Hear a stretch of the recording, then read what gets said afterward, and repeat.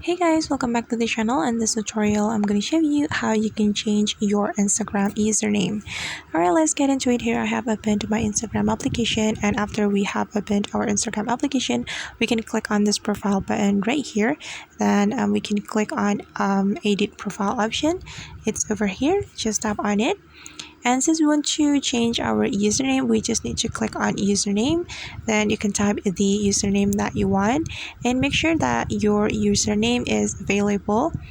And this username is available, so we can use it.